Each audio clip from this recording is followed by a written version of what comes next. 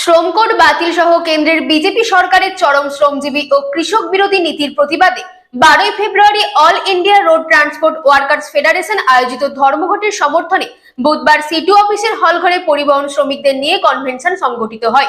উক্ত কনভেনশনে উপস্থিত ছিলেন সিটুর রাজ্য সভাপতি মানিক দে সহ অন্যান্য নেতৃত্বরা।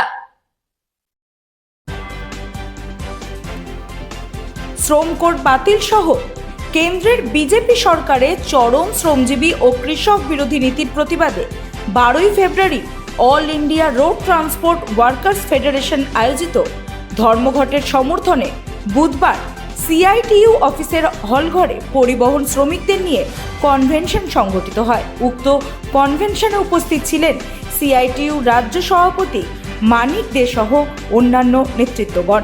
Bureau report, রাতদিন news network.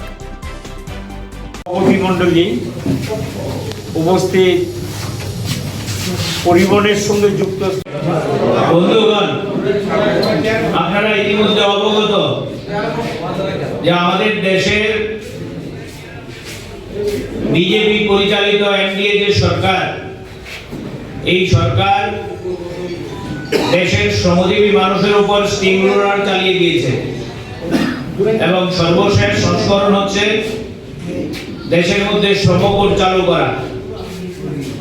আরো ভয়ানক দিক, কৃষক শ্রমিকদের বিরুদ্ধে যুদ্ধ ঘোষণা করেছে। তার বিরুদ্ধে প্রতিবাদ জানিয়ে আমাদের দেশের শ্রমিক আন্দোলনের, ট্রেড ইউনিয়নের বিভিন্ন সংগঠন,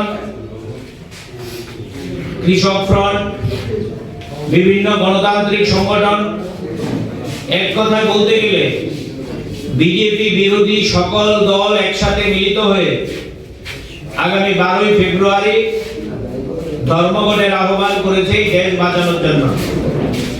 এই ধর্মঘটের সমর্থনে আমাদের রাজ্যের পরিবহন সেক্টরের যে সংগঠনগুলো আছে, ত্রিপুরা মোটর শ্রমিক union, Tripura autorickshaw workers union, Tripura e rickshaw শ্রমিক ইউনিয়ন এবং টিআরটিসি কর্মী ইউনিয়ন, এই চারটি সংগঠনের যে যৌথ মঞ্চ আমাদের রাজ্যে এবং দেশে all India road transport workers federation, এই ফেডারেশনের আহ্বানে বন্ধের সমর্থনে আজকে আমাদের এই কনভেনশন।